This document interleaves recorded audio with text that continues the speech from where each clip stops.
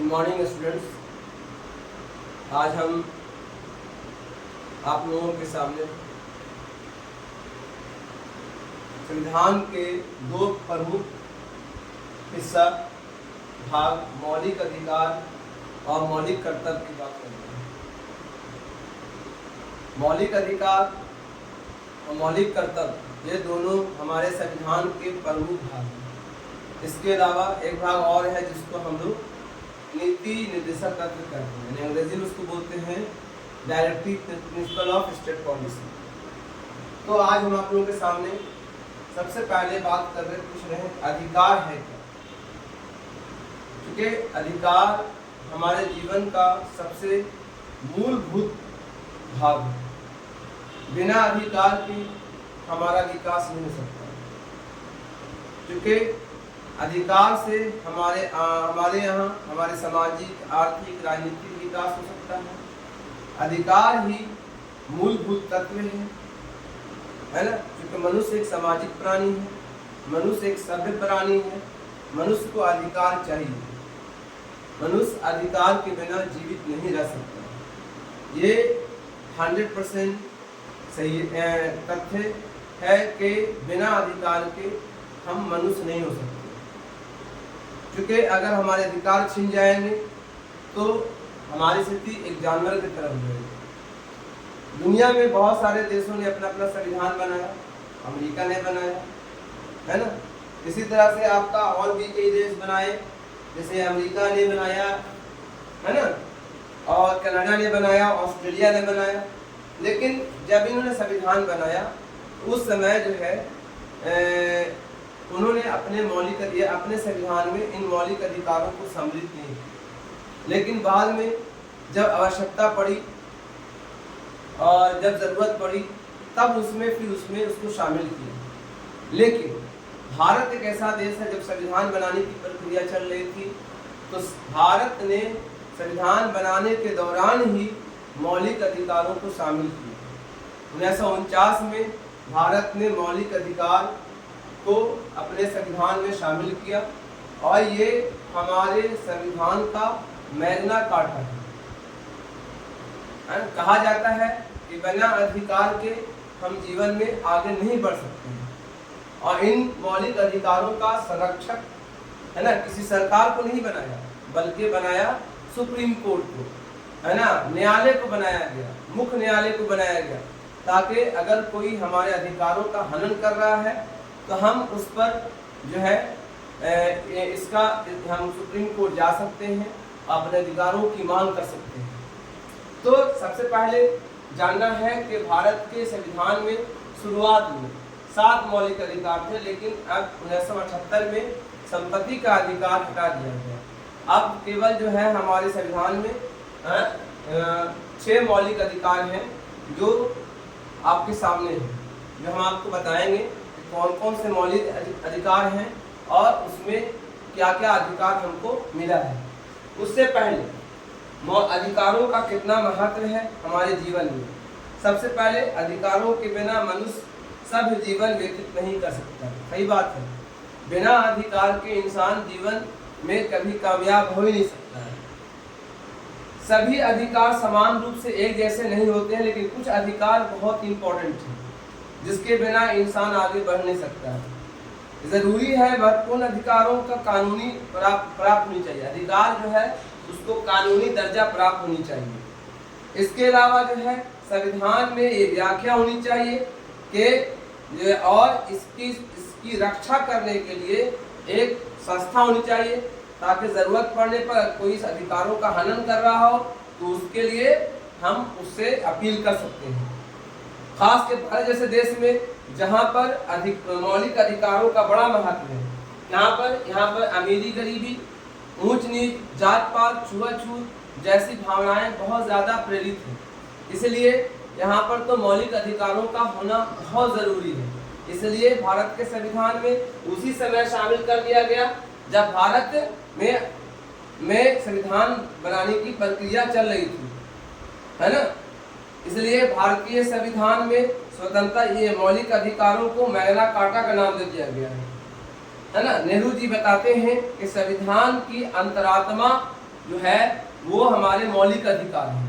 मौलिक अधिकार हमारे संविधान की अंतरात्मा में है और हमारे संविधान में, है ना, प्रमुख स्थान है मौलिक अधिकार का।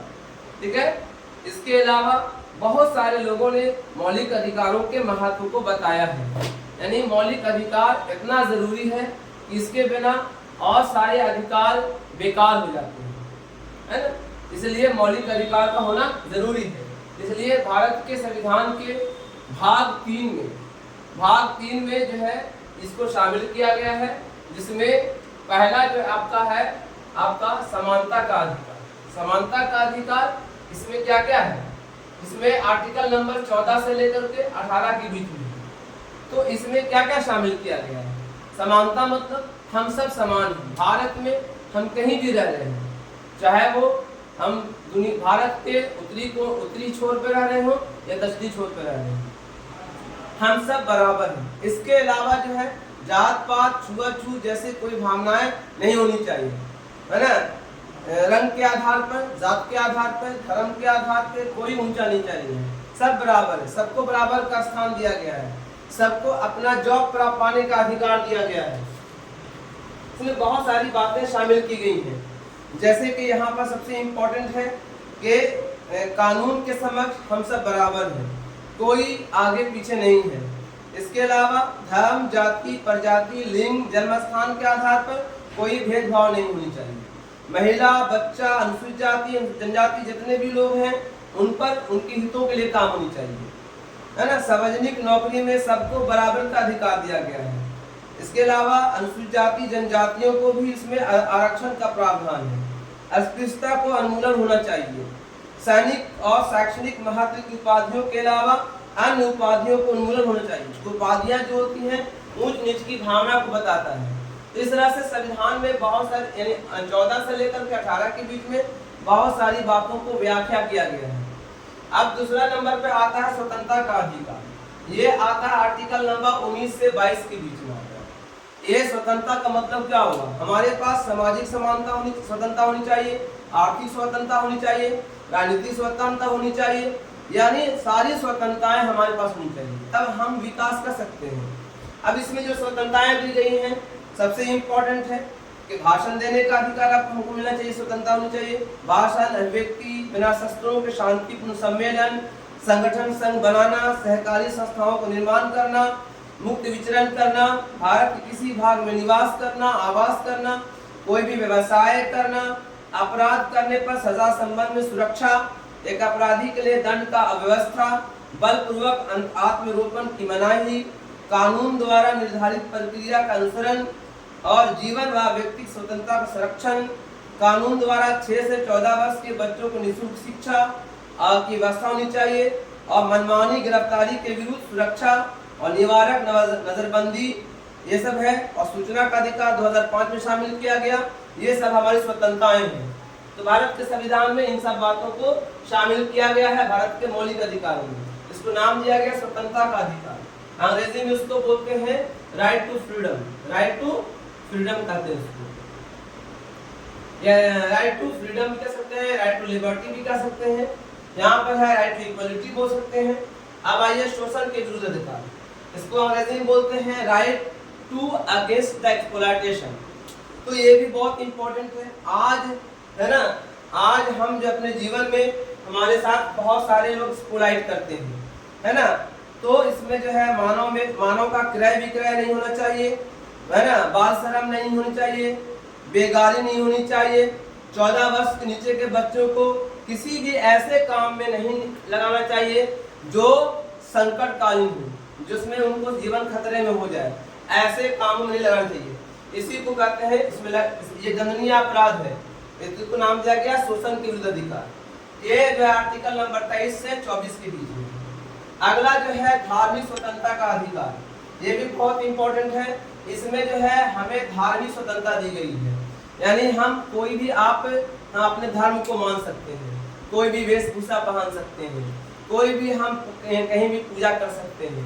यहाँ पर कोई किसी चीज की मनाही नहीं है। धर्म के अनुसार हम अपने संस्थाएं बना सकते हैं, अपने विद्यापीठ बना सकते हैं, अपने मदरसा बना सकते हैं, शांतिपूर्ण हम अपने धर्म का प्रचार कर सकते हैं, है ना। और अपने जो है मान्यताओं के अनुसार हम अपने काम को कर सकते हैं, अपनी उपासना को पूरा कर सकते हैं, धार्मिक शिक्षा प्राप्त कर सकते हैं। ये सारे अधिकार हमको दिए गए हैं। तो ये जो हो गया हमारा आपको धार्मिक स्वतंत्रता का अधिकार। इसके अलावा आपका हो गया सांस्कृतिक और शैक्षणिक अधिकार। ये 29 से 30 के बीच में है, यानी आर्टिकल नंबर 29 से 30 के बीच में है। इसमें जो है आपको शिक्षा पाने का अधिकार है और अपने कल्चर को अपनाने का अधिकार है। हम कोई भी कल्चर हम अपना सकते हैं, कोई भी कल्चर हम कर सकते हैं, को निभा सकते हैं। इससे बहुत सारी बातें और भी हैं, खास करके अल्पसंख्यकों के लिए स्पेशल है। लिपि संस्कृति के संबंधित संरक्षण का अधिकार है। अल्पसंख्यकों को अपनी पसंद से शिक्षा संस्थाओं को स्थापना करना और उन पर प्रशासन करने का अधिकार है। कोई उस पर दूसरा कोई अधिकार नहीं कर सकता है। इसके अलावा जो है हमारे यहाँ एक और अधिकार आपको संवैधानिक उपचारों का अधिकार है। ये भी बहुत इंपॉर्टेंट है। कभी कभी ऐसा होता है किसी अफसर के कारण अफसर जो है किसी व्यक्ति को जो है बिला वजह पकड़ लेता है या बिला वजह उस पर इल्जाम ठहरा दिया जाता है, तो इसके द्वारा हम उस पर उपचार कर सकते हैं। इसमें न्यायालय द्वारा आपको बहुत सारे अधिकार दिए गए हैं, है ना। इसमें ये बताया गया है कि अपने अधिकारों की सुरक्षा उच्च न्यायालय और सर्वोच्च न्यायालय में अपनी रिट याचिका सुनकर के विशेष आदेश जारी करने का अधिकार है। जैसे बंदी प्रत्यक्षीकरण, परमादेश लेख, प्रतिबंध लेख, अधिकार परीक्षा लेख और ऑपरेशन लेख। तो ये सारे लेख हैं जो स्पेशल हैं, जो सुप्रीम कोर्ट को और हाई कोर्ट को मिला हुआ है। तो ये सारे अधिकार हैं जिससे हमारे जीवन में, है ना, विकास की प्रक्रिया, राजनीतिक समानता, आर्थिक समानता, हम अपने खुद को विकास कर सकते हैं। तो ये हमारा हुआ मौलिक अधिकार। इसके अलावा संविधान का एक पार्ट और भी है जिसको हम लोग मौलिक कर्तव्य कहते हैं। मौलिक कर्तव्य जो है 51A में, संविधान के 51A में शामिल किया गया है। इसकी संख्या जो है लगभग 11 है। हमें इसमें क्या क्या डाला गया है, हमें क्या क्या करना चाहिए, हमारा कर्तव्य क्या है हमारे जीवन में। जो कर्तव्य कहता है बिना कर्तव्य के अधिकार नहीं, साफ बात, बिना कर्तव्य के अधिकार नहीं है। अगर हम किसी देश में रह रहे हैं तो हम खाली अधिकारों की मांग करें और कर्तव्यों की मांग, अपने कर्तव्यों को पूरा ना करें, तो ये मेरा हक नहीं है अधिकार पाने का। क्योंकि देश मेरा है, देश हम सबों का है, तो हम सबको इनकी रक्षा करनी चाहिए। इनके लिए अगर जरूरत पड़े तो जान निछावर करने के लिए भी तैयार रहना चाहिए, है ना। यहाँ तक कि इसकी बहुत सारी बातें हैं जो हम आपके सामने रखेंगे। तो हमारा सबसे इम्पोर्टेंट मौलिक कर्तव्य क्या है? सबसे पहला कर्तव्य है कि भारत के नागरिकों का कर्तव्य होगा वो संविधान का पालन करें और अपने आदर्शों, संस्थाओं, राष्ट्र ध्वज और राष्ट्रगान की आदर करें। स्वतंत्रता के लिए हमारे राष्ट्रीय आंदोलन को प्रेरित करने वाले उच्च आदर्श को अपने हृदय में संजोए रखें और उनके लिए पालन करें। भारत के प्रमुख एकता और अखंडता की रक्षा करें, है ना। देश की रक्षा करें, रक्षा करें, आह्वान किए जाने वाले मातृभूमि की सेवा करें। अगर बुलाया जाए तो उसके लिए तैयार रहें। भारत में सभी लोगों को मधुर संबंध और समान भ्रातृत्व की भावना रख और विकास करें, जो धर्म, भाषा, जाति, वर्ग के पर आधारित सभी भेदभाव से दूर हो। ऐसी क्रियाओं का त्याग करें जिससे स्त्रियों की मर्यादा के विरुद्ध हो, है ना। ऐसी क्रियाओं को ना करें जिससे स्त्रियों की मर्यादा के विरुद्ध हो, मतलब हमको ऐसा काम ना करें जिससे स्त्रियों की इज्जत पर आंच आ जाए। हमारी समन्वित संस्कृति, गौरवशाली परंपरा के महत्व समझें और संरक्षण करें। प्राकृतिक पर्यावरण की रक्षा करें, वन की रक्षा करें, झील की रक्षा करें, नदी के। हम बेमतलब का गंदगी फैलाते रहते हैं, है ना। अपने मोहल्लों में बेमतलब के हम गंदगी फैलाते रहते हैं, जहाँ तहाँ कूड़ा फेंक देते हैं। तो ये सब भी बहुत जरूरी है कि आप अपने पर्यावरण की रक्षा करें, प्रदूषण न फैलाएं, वन्य जीवों की रक्षा करें, उनको संवर्धन करें, उनको आगे बढ़ाएं, है ना। उनके अगर हम वन्य जीव मेरे अच्छे नहीं रहेंगे, बढ़ेंगे नहीं, तो हम अपने पैरों पे खुद कुल्हाड़ी मार रहे हैं। वरना इससे क्या होगा कि हमारा जीवन जो है बेकार हो जाएगा, प्रदूषण बढ़ जाएगा। अगर हम पेड़ काट देंगे तो प्रदूषण बढ़ेगा, पर्यावरण अनबैलेंस हो जाएगा, फूड चेन बिगड़ जाएगा, है ना। वैज्ञानिक दृष्टिकोण रखें, मानववाद और ज्ञान उपार्जन और सुधार की भावना का विकास करें। सार्वजनिक संपत्ति की रक्षा करें, जैसे रेल है, हमारी सड़कें हैं, उनको बिला वजह नुकसान न पहुंचाएं। सुरक्षित रखें, हिंसा से दूर रहें, व्यक्तिगत और सामूहिक गतिविधियों से दूर रहें, है ना। ऐसी गतिविधियों से दूर रहें जिससे किसी का नुकसान हो रहा हो, है ना, किसी को उपलब्धि पर जले नहीं, है ना। कोई आगे बढ़ रहा है तो उसको नीचा करने की कोशिश कर रहे हैं। 2002 में 86वें संशोधन में अनुसार माता पिता अभिभावक को कर्तव्य है कि 6 से 14 वर्ष के बच्चों को शिक्षित बनाएं, है ना। तो ये सब हमारे क्या है, मौलिक कर्तव्य हैं, और अगर हम ऐसा करेंगे तो हमारा देश विकास होगा। इसके अलावा हमारे संविधान का एक हिस्सा और है जिसको बोलते हैं नीति निर्देशक तत्व, जो हम अगले पाठ में बताएंगे। तो हमारे संविधान जो बनाया गया, संविधान के अंदर ये सारे मूलभूत तत्व हैं, है ना। इसका पालन होना जरूरी है। अगर इसका पालन होता रहेगा तो देश तरक्की करेगी, देश अपनी ऊंचाइयों को छुएगी। तो इस तरह से ये वीडियो यहीं पर अंत करते हैं। जय भारत, जय संविधान और थैंक यू। इस वीडियो को लाइक कीजिए, शेयर कीजिए और सब्सक्राइब कीजिए।